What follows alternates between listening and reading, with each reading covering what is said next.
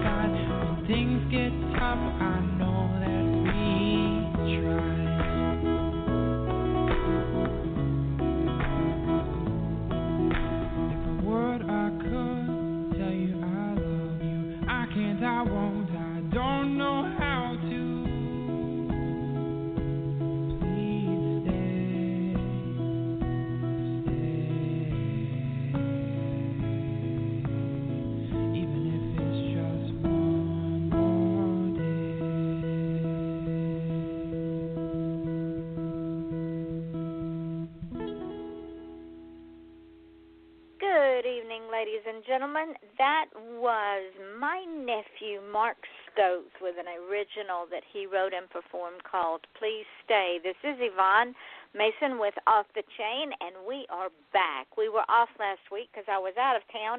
I'm going to tell you what, if I have a drug of choice, it's this radio show. I did not realize how much I missed doing this show until I was off for 4 days. It was just...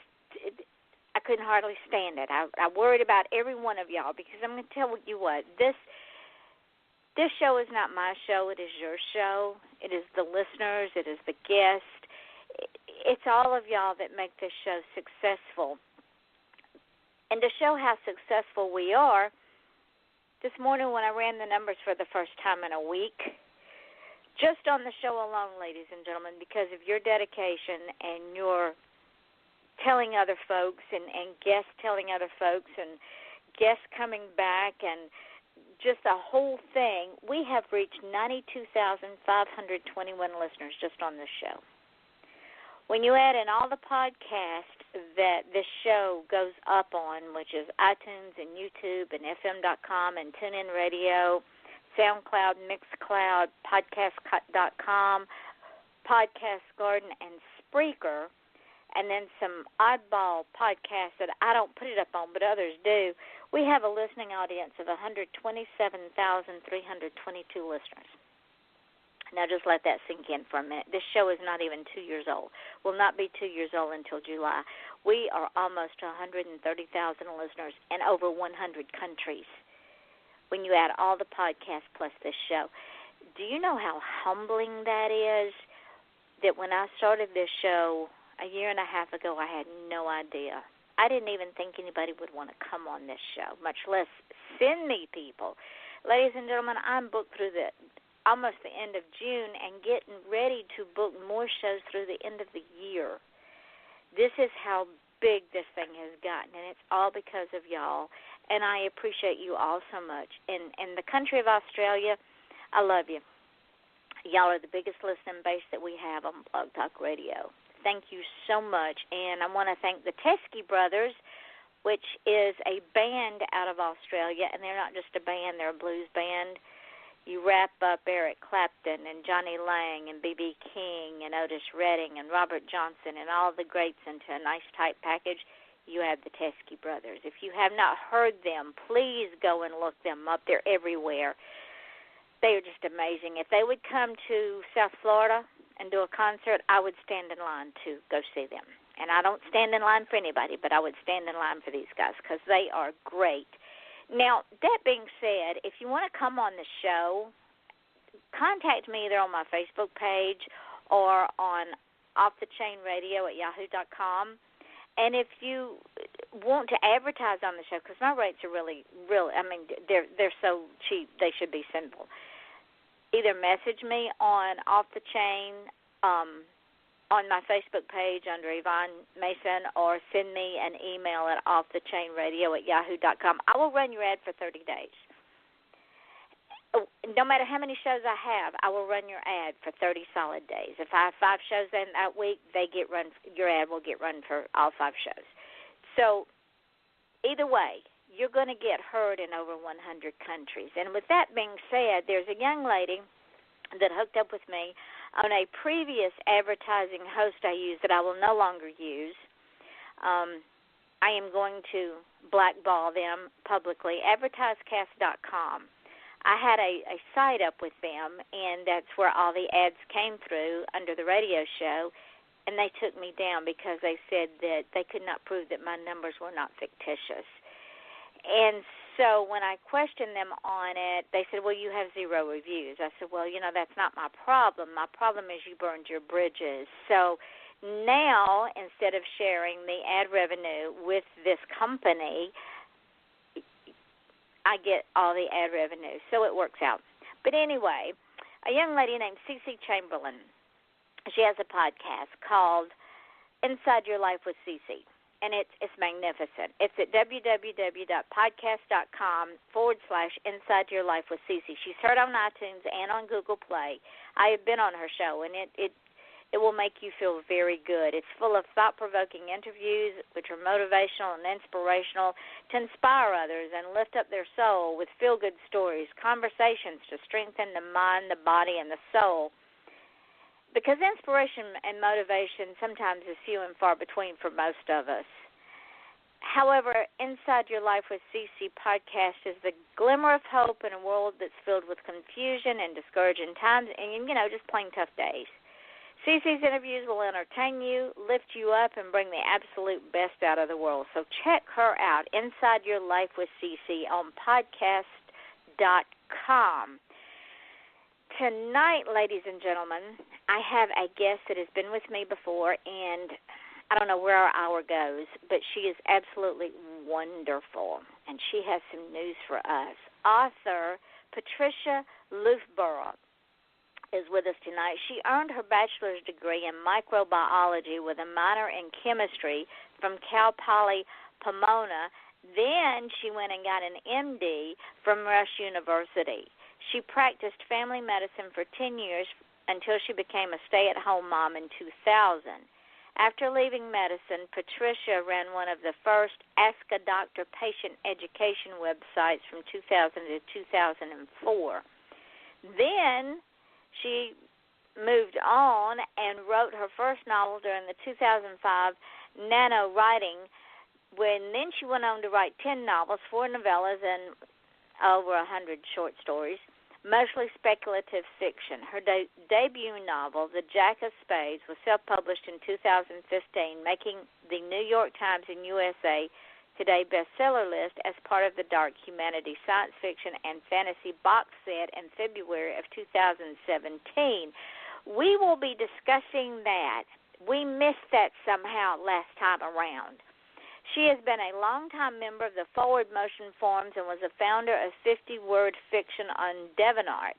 She has also worked as a freelance nonfiction writer and editor since 2000. She currently runs an informational website on edible landscaping. Now, I don't know what she does in her spare time, but we're going to find out. Welcome, Patricia. Thank you for coming back tonight. We missed so much that first time around. I don't know how we did that.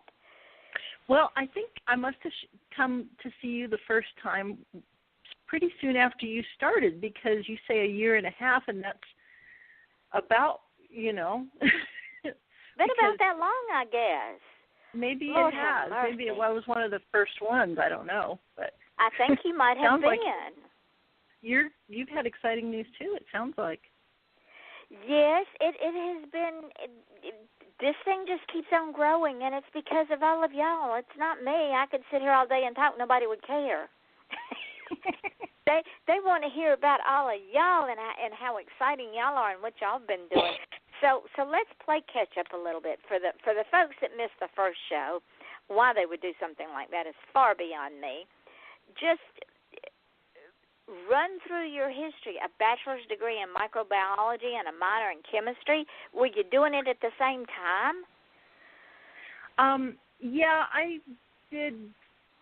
I was in college for 5 years, but because I figured I was in college, I was only going to be there once, so I'd take all the classes I wanted to take. And at Cal Poly, the microbiology major was so chemistry heavy that all I needed actually to take was one more class, and I would get my minor. So I did it. Wow. And so I did that, and then I went to med school, and I did that. And but you're probably, pardon? And then became a doctor. Yes. Yeah, my original training is in family medicine, and I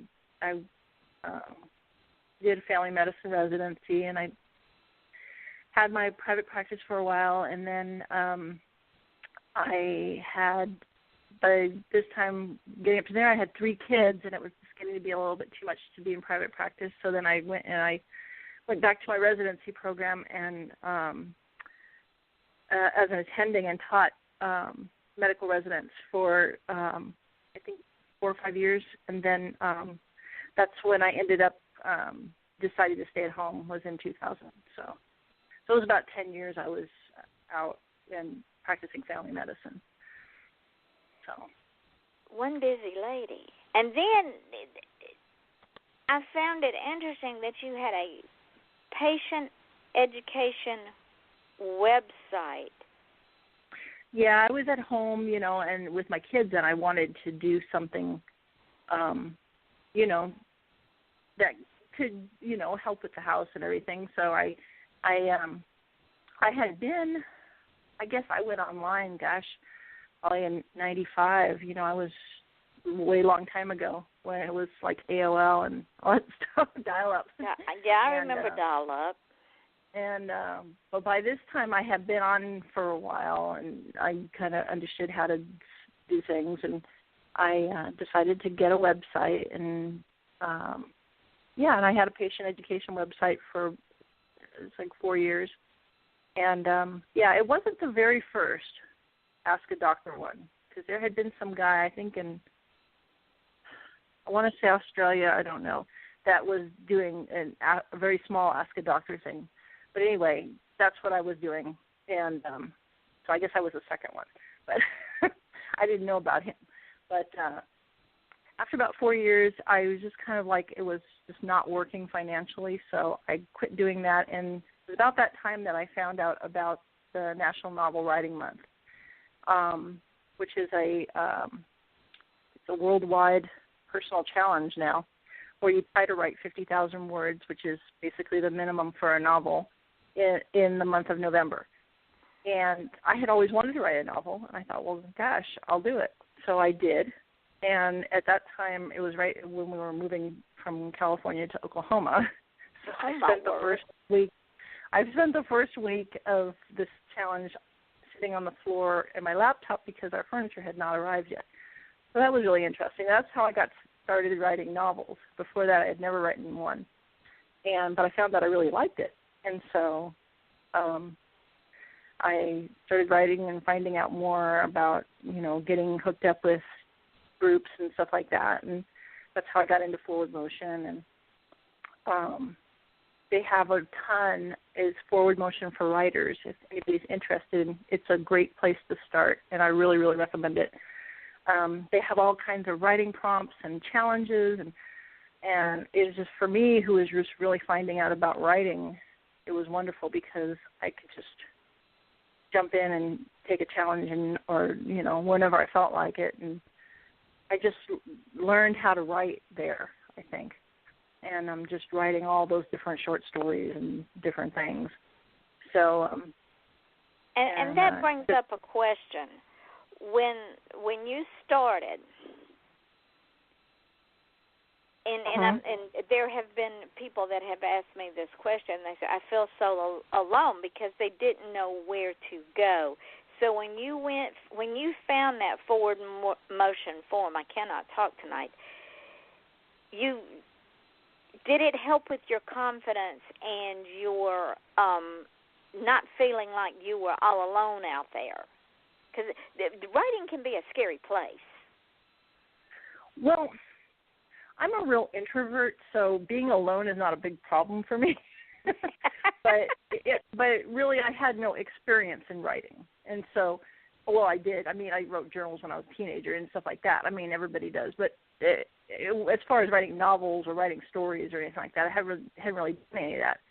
So it was nice to have, okay, well, you can go here and get a prompt and figure out a story, and just write something, and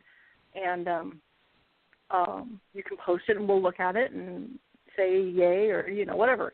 And here's where you can go to get a critique, and this is how, you learn how to do these things, whereas, which I think is really important, because if you can't stand somebody online that's in a closed private forum telling you that something is wrong, then what in the world are you doing publishing a book and having it out in the, wide internet, where anybody could be coming by and telling you it's wrong. Well, and with that being said, if someone is critiquing another person's work, they need to follow through with a solution. If what they're reading appears to be a problem, then they need to be part of the solution. Say, how does this sound, or would this not sound better, or you need to add more. Right. I mean, yeah, it's a give and take, and that's the sort of thing you need, people that you trust and that you can find out who's good and who's not, and who's trustworthy and who's going to flake on you, and all that kind of stuff. So that was kind of what I found at Forward Motion was the the people that now it's like, that's where I met my editor, Erin Hartshorn. She was in Forward Motion, and some of my best reviewers are people I've known there for, I've known these people for like 10 years now, and so, or longer actually, going on 20. Oh my Lord! And well, not quite 20, maybe 13 or something like that. I don't know, can't do math, but it's like you get to know people after a while, and you spend time with them, and you find out who's good and who's not, and that's an important thing for people to have.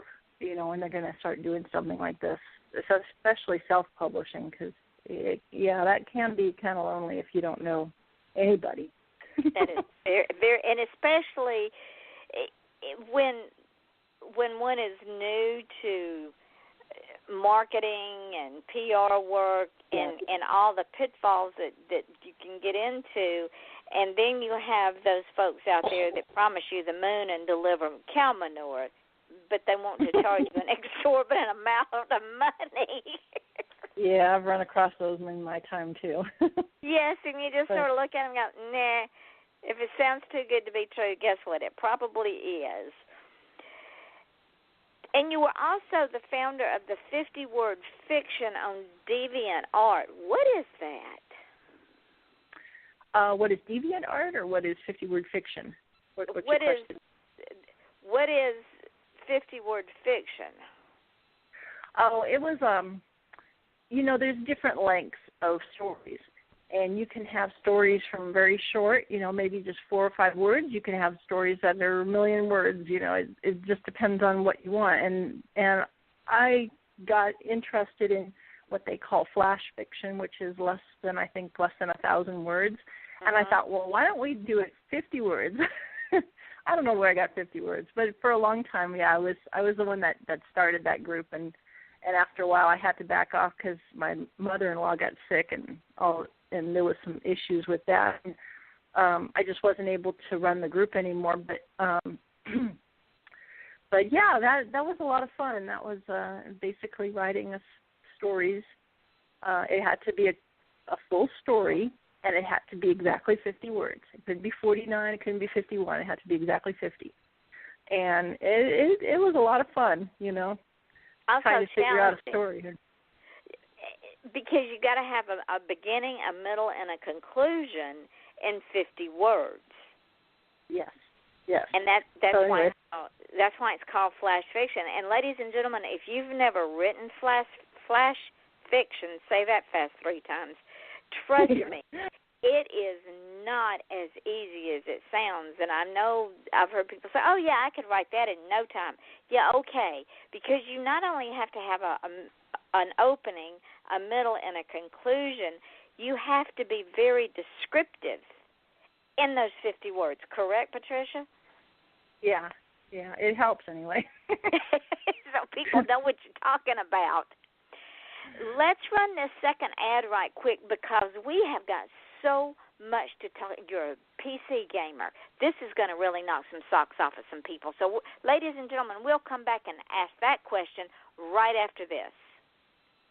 Former Boston PD Captain Stanford Carter and his wife, forensic scientist Jill Seacrest, have decided to move to the Big Apple to accept positions with the New York branch of the FBI. Rookie agent Shania Deeprose completes the trinity as they collide head-on with raging and rampant social, political, and economic unrest amid a string of murders that seem unrelated and may be serial, copycat, thrill, or hate-driven. As they struggle to understand the mind and thought process of the orchestrators, killers, and victims, the team begins to wonder who's who. The line between black and white, superior and subordinate, right and wrong, and good and evil disappears as they are forced to reevaluate their own thoughts, feelings, and philosophies. Ultimately, every character must come to their own conclusions to these questions. Is justice ever more important than the law? Is playing God justifiable if it's for the greater good of all? Come along for the ride to see if Agent Carter will decide to stick to being a hunter or become judge, jury, and executioner instead. Find the answers to these questions when you read the new book, The Killing Collective. The Killing Collective is a character-driven story with big characters with depth. They're soul-searching in addition to the biggest case of the agents' careers. The Killing Collective, available on Amazon in both Kindle and paperback editions. Order your copy today. And that is The Killing Collective by author Gary Starter. Go and check it out on Amazon and Barnes & Noble. Now, we are with author Patricia Loofbourrow, and I did not realize it had been so long since she and I talked, so we're catching up on old stuff and bringing out new stuff. And I think one of the things that we did not talk about the last time is you're a PC gamer. Yeah. And it's just you asked what I do for fun. That's one of the things I like to play on the computer. What do you play? Inquiring minds have to know. Well, it just depends on what I feel like playing. Right now, I'm playing. I played some World of Warcraft, and I play StarCraft with my kids. We usually play all in the house there, and I also like some Plants vs. Zombies sometimes. Oh, I like that. And so, just things like that. I don't play nearly as much as I used to, and that's just because I've been really busy. But it's just something I do for fun. Well, and it also, if you're like me, there's 3 games that I play, and the reason I play them is by the time nighttime rolls around, if I can't find something to shut my mind down, I don't sleep. So I'll be up for days. And I have found I need at least maybe 2 hours a night sleep. If I get 2 hours, I'm good for a while. But that seems to be, really, but that seems to be the thing that will just, because I don't have to think about it, it's mindless. And my mind can just shut up and be quiet a while. Because if I don't, then the voices start talking, and then we have a whole other issue. And I just saw that you lived in Chicago and Tokyo. How in the world, Chicago, okay, Tokyo, how did you get to Tokyo? I was there with a group that was helping teach English. I was working with students at Tokyo University that were focusing on English in their college, and so I was there. It wasn't a huge long time. It was just like over a majority of a summer, but it was definitely an experience. I mean, I got to where I could, nothing was written in English. Like you go on the subway and everything, pretty much once you leave the touristy areas, everything is in Japanese. So I got so I could read a little bit and speak a little bit, just enough to get by. But that was in 1982, so don't ask me anything in Japanese now. Oh my goodness! Yeah, because if you don't use it, you lose it. 3 years of French. You don't use that. You don't use it in Oklahoma. So no. You start speaking Japanese in Oklahoma, and they're gonna come put you away somewhere. So let's talk about. Oh, no, because I just saw something else. And I remember us talking about this before. You love power tools.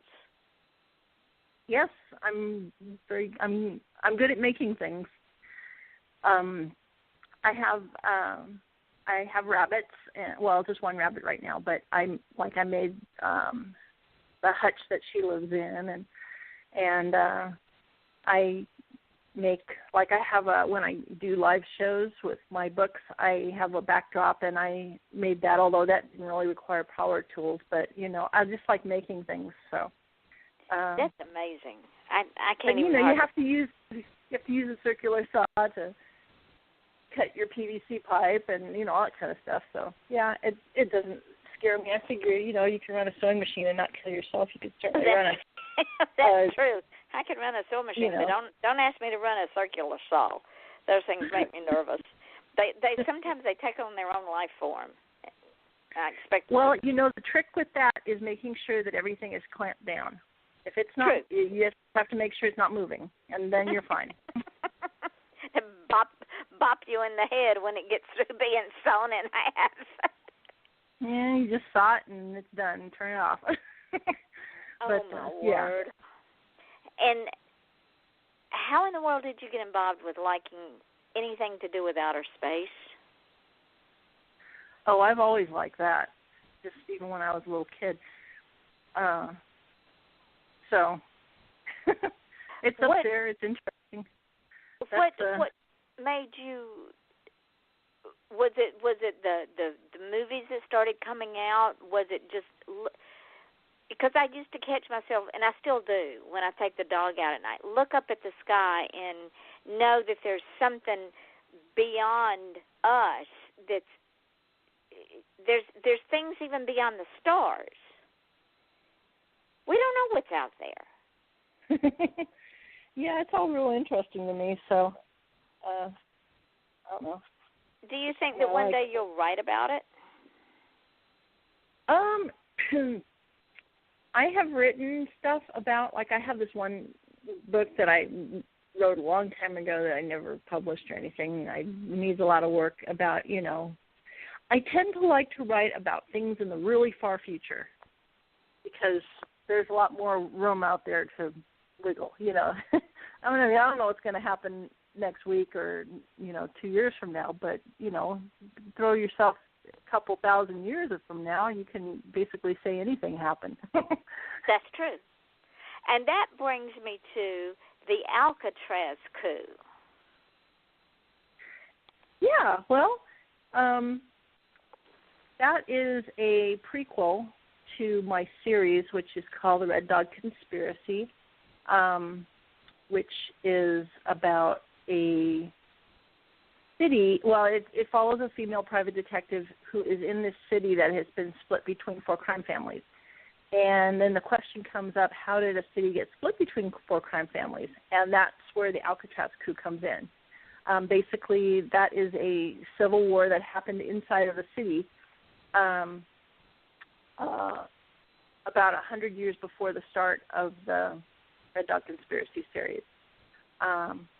And that came out in, it was first published in February of 2017, but the paperback version didn't come out until April of 2017. And it's basically about this man who is the palace guard to the king, and the king gets assassinated by his son, who is a crazy person, and this guard is the main palace guard, and he's got to decide what to do. Does he follow this crazy guy who's doing all kinds of crazy things, or does he take over?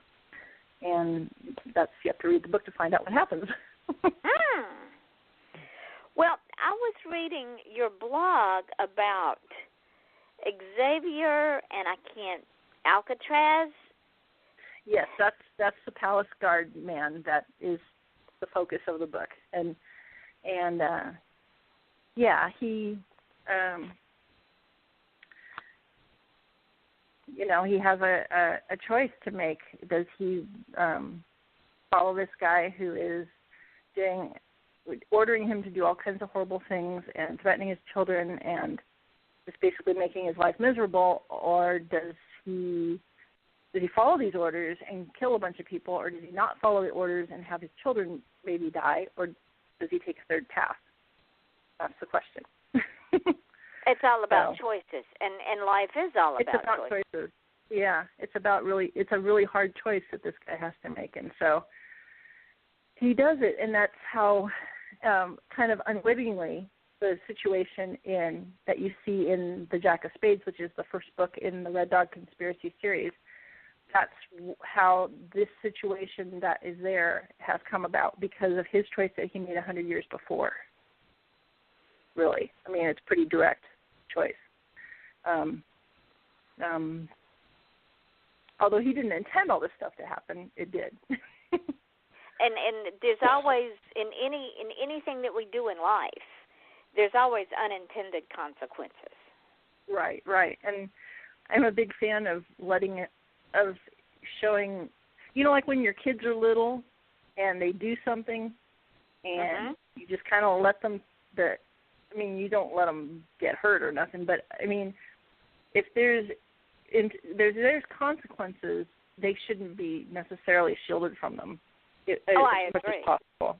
I mean, obviously if it's a train coming, you get them out of the way, but I mean, like if they break something and then that was something that they needed for something else, well, then you know what? Maybe you got to get some money and buy a new one because you broke it because you acted silly. It's like that sort of thing.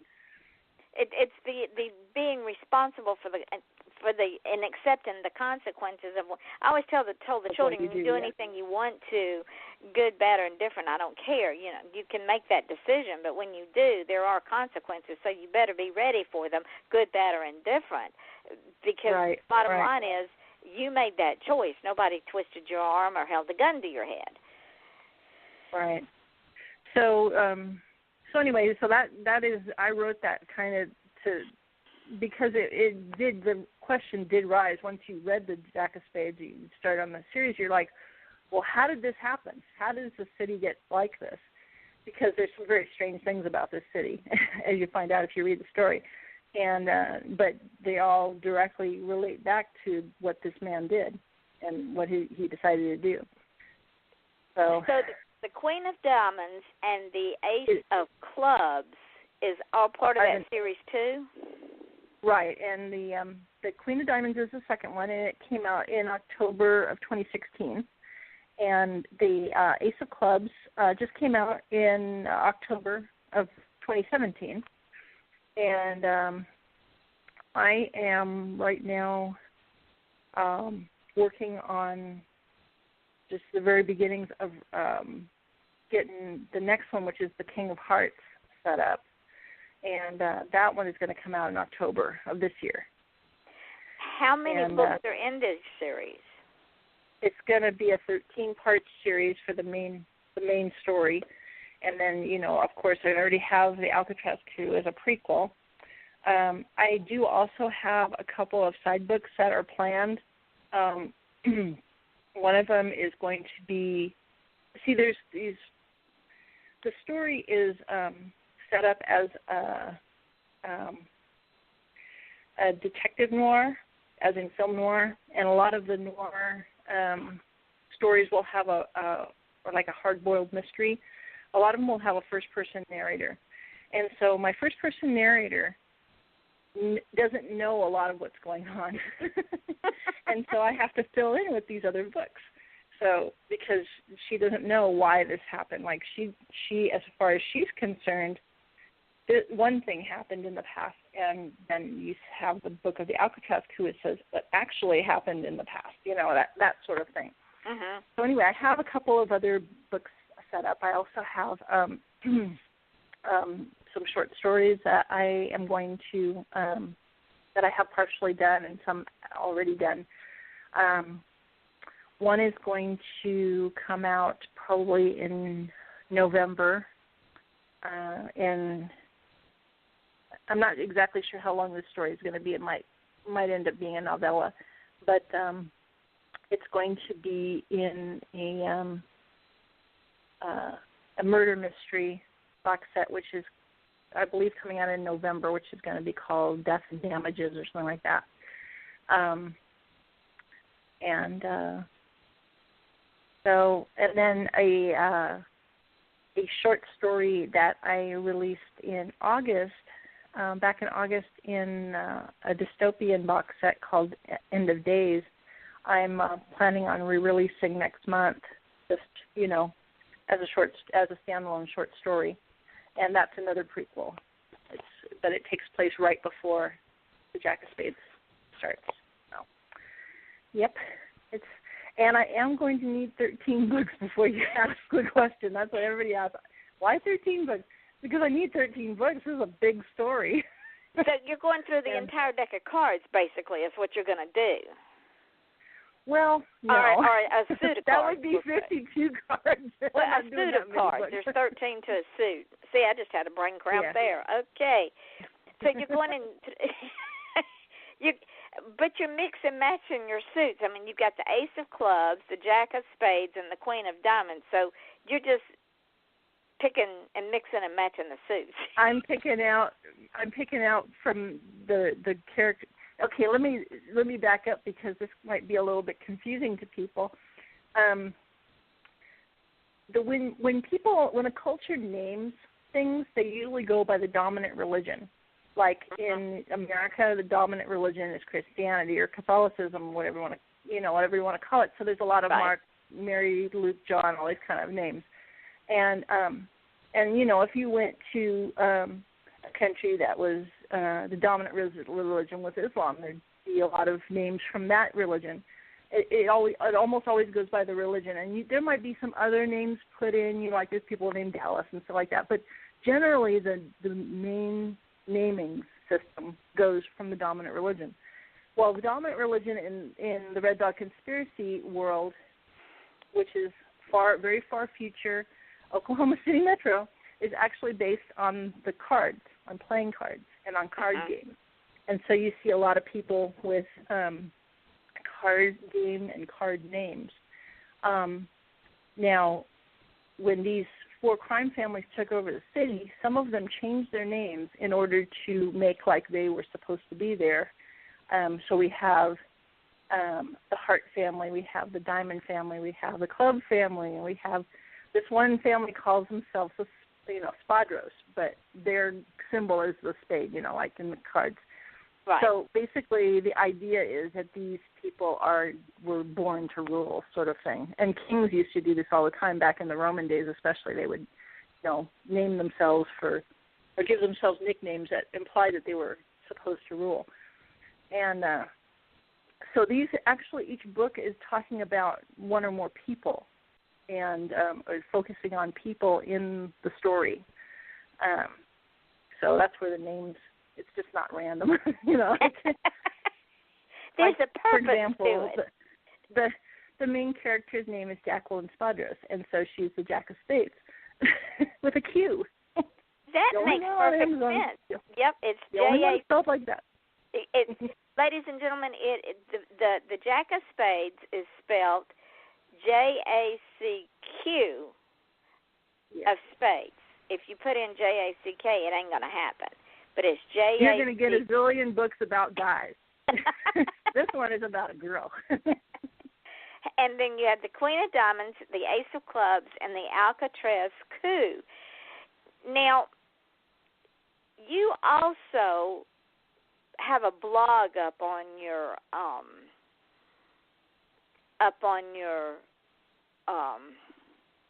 my website? I just went brain stupid. But you write blogs up on your website. That's what I'm trying to say. I just went brain stupid. Yeah, I do from time to time, yeah. And you wrote a blog about Hannibal Lecter. And you know that serial killers are my forte. You've known me long enough to know that. And I found it very interesting about what you wrote about Hannibal Lecter and the fact that the guy that wrote the book wrote his character with oddities. He had, 6 fingers on his left hand and small white teeth. And maroon eyes. And you and I both know that in real life, serial killers look like all the rest of us. Right. And there is a serial killer in my story. And he looks like everybody else. And exactly. So there's actually a couple of serial killers in my story. there are more than one, but one is legitimized and the other one is just running amok, basically, and they don't know where he is. The serial killers are either very organized or very disorganized, and I guess you have both of them. You have one who's very organized, very normal, and the other one is just... No, let me tell you why. Because one of them is one of the mobsters, one of the crime family's heads, and so he can basically do whatever he wants because he runs the city. His serial killing is kind of a hobby or something. But this other guy, he is... they don't know who he is, and he's just going around killing people, and he's found that it's fun. And so, and they do. They're both, I guess they would both be organized. It's just that this other guy is outside of the, social structure, and so people are concerned about it. They're not worried about the mobster. They're just worried about the other guy. Right. They know if you get on this guy's bad side, you're going to end up in his, in his kill room. Everybody knows that. It's not a secret. But it's this other guy, they don't know who he is. Where you're going to end up. I love how, or where you're going to end up when he kills you. Where am I? No, where the victim, the second guy, where the mobster, if you get on his bedside, you're going to wind up in his kill room. But the other guy, you don't know where you're going to end up. He's just going to kill you somewhere. You don't know who he is. You don't know who he is. You don't know when he's going to strike, and you don't know where you're going to end up. Yeah, that's so scary. People are scared. I love it. You're a woman after my own heart. Now I want to. Yes, people, we're twisted. Leave us alone. Yeah, I think you got to be a little bit twisted to write crime fiction. I don't know. Yeah, this is what we call it, off the chain. Now I want to know. Number one, how you wound up on the New York Times bestseller list, and how you found out, and what your reaction was. Okay, well, basically what happened is I had got involved in a group multi-author box set, which was a science fiction and fantasy box set called Dark Humanity. And the purpose of this was to make a list. Wasn't sure whether it was going to be just the USA Today or whether it was going to be New York Times. We were hoping New York Times. So anyway, we and I already had, it was one of those where you could use a book that you'd already written, and so I put in the Jacq of Spades. And so basically what it was is it was 22 authors, and we had 21 books because there was this one, I guess it's a mother-daughter, they went in together on this book, and then a whole lot of advertising. That's how we did it. It was a whole lot of advertising. Like thousands of dollars worth of advertising. And because to get on a big list like that, you can't just do Amazon. You have to do iTunes and Kobo and Nook and all these other ones. It has to be wide. Uh-huh. And I think now they made it so that you can't even do it with a digital box set anymore. You have to have a paperback or something there too. I don't know. They changed the rules, but so we were very fortunate. And but it was a lot of work. It was a ton of work because yes, what do I do for fun? I also like to do like photoshopping, although I don't use Photoshop. I use a program called GIMP, which is open source, but anyway, or free. I'm not sure there's a difference. And but anyway, I like doing that. So I made tons of graphics for the ads, and other people wrote ad copy, and other people posted on different forums and groups on all the different social medias, and we each had things that we did, and it was like this big team, and it worked out. We got to number 5 on the New York Times bestseller list in the first week of February and of last year, of 2017, and we got to number 8 on the USA Today bestseller list. So it was very, very, gratifying, that all of that work panned out.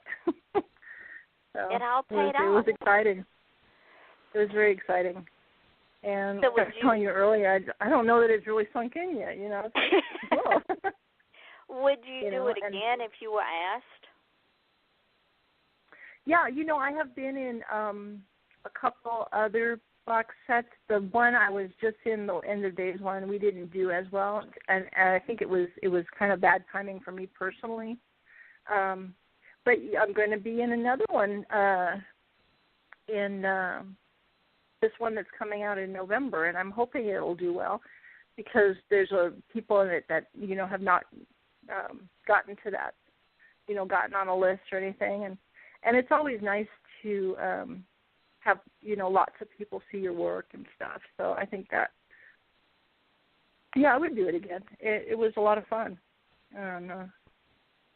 So the, ladies and gentlemen, the bottom line here is, and it's not just in writing, if you have a mission and you have a drive, you have to be willing to put those two in a marrying position to make things happen, because anybody can say, well, I want to do such and such. But sometimes we just have to grab our destiny by the horns and just make it happen. Would that be fair, Patricia? I suppose.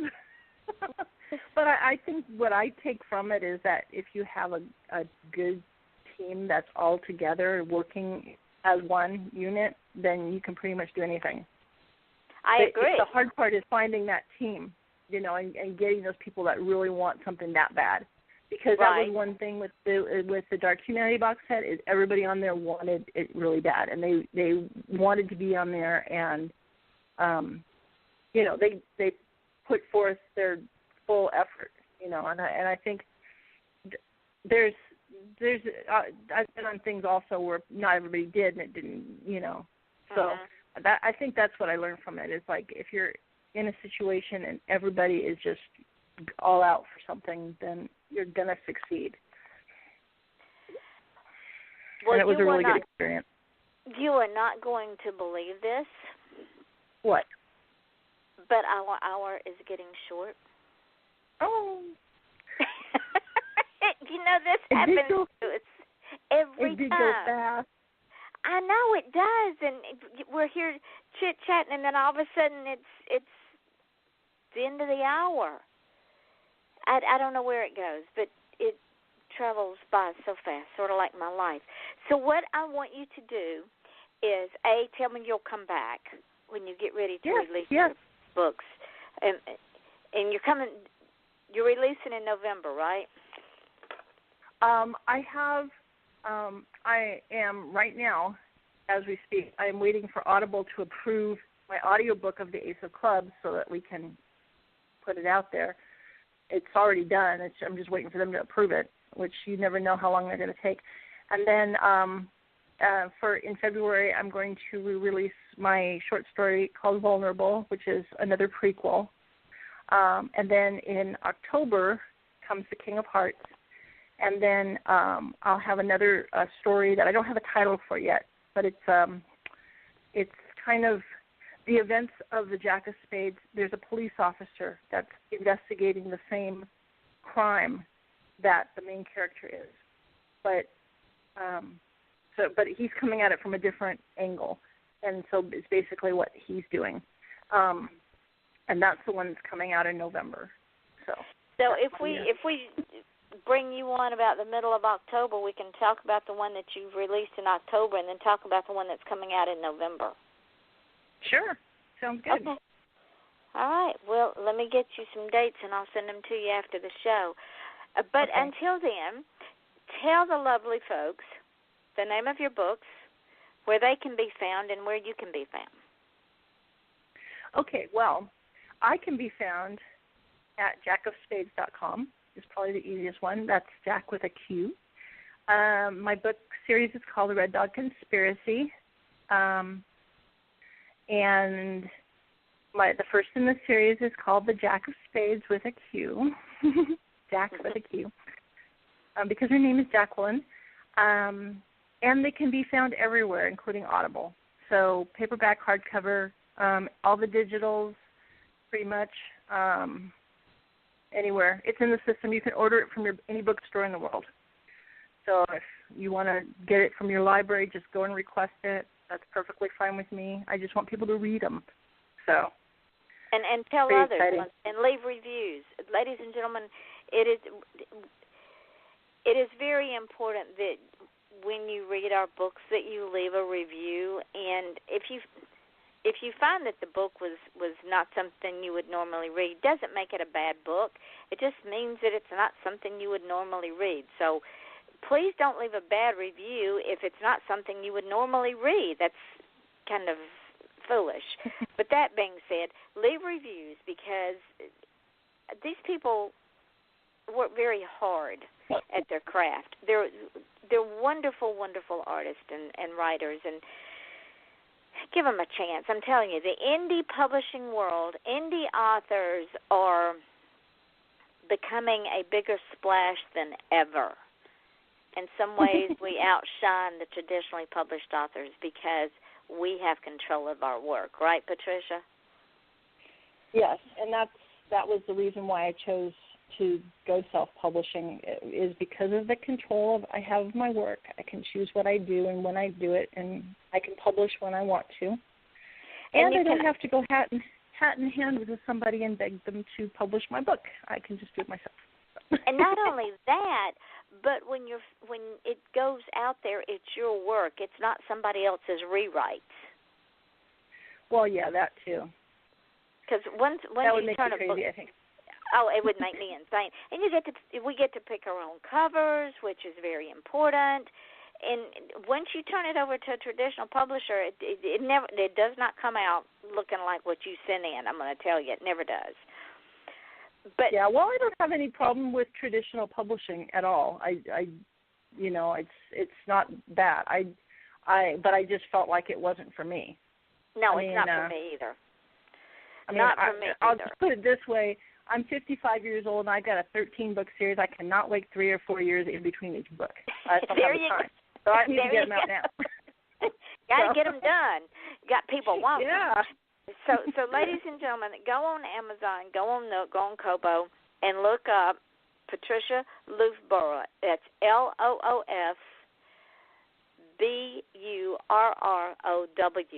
And her OU. Bourrow. Thank you. I'm telling you, I cannot talk tonight, Patricia. I don't know what's wrong with me. I think it's lack of sleep. So tomorrow night, ladies and gentlemen, we will have, for her first visit on the show, author Lottie Bogan. On Friday night, we have musician Bob Kennedy, and on Saturday night, we have author Janet Taylor Perry. All these shows will be at 8 o'clock Eastern Standard Time, so join us. We are back. Now, y'all all know at the end of the show, I say thank you for my guest giving me an hour of their time. Thank you, Patricia, so much. It's such an honor to have you on again and to catch up on things we missed the first time around. Either that or I have onset of dementia. Don't remember talking about them. Thank you so much for having me. I always have fun here. Well, that's why we call it Off the Chain, because it's totally crazy around here. I never know if my studio computer is going to work or not, so tonight was one of those nights. But, ladies and gentlemen, the reason we're successful is because we march to our own drummer here. And we don't just feel special, we are special. And that's the way you have to live your life. Don't just feel special, because you'll never be special. And the difference between who you are today and who you want to be next week is what you do today. If you want to change who you are tomorrow, then you got to change how you are today and what you do today. Otherwise, the changes won't happen. And if you want to achieve greatness, please, ladies and gentlemen, do not ask for permission. Nobody's going to give it to you. Because most people are content living a humdrum, mediocre life. They aspire to do great things, but they don't have the inspiration or the motivation. It's always out there somewhere. They never reach out and grab it and own it. So if you want to achieve greatness, stop asking permission. Your smile is your logo. Your personality is your business card. And how you leave others feeling after having had an experience with you, ladies and gentlemen, that is your trademark. Trust me, people will forget your name. They will forget what you look like.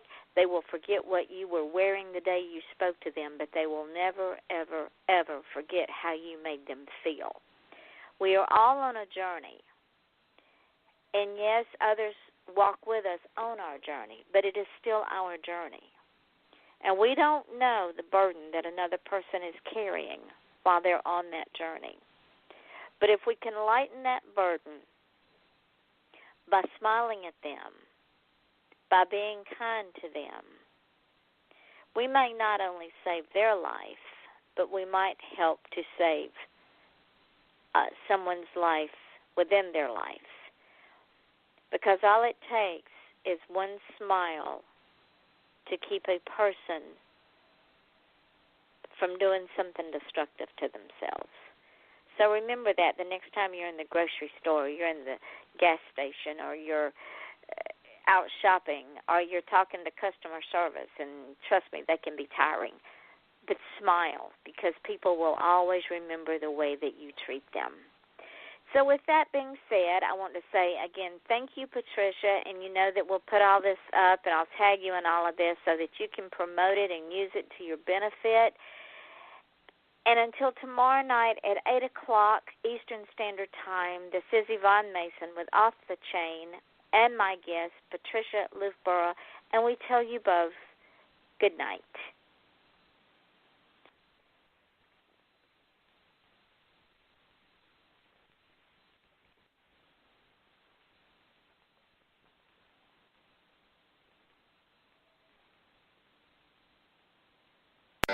When it comes to Orlando fun, don't settle for just one.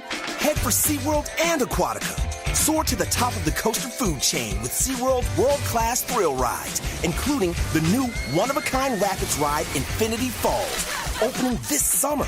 Also new this summer, the 3-in-1 thrills of Aquatica's latest super slide, Ray Rush. SeaWorld and Aquatica. Right now, get 2 parks, 2 days, starting at only $59.99 per park. Restrictions apply.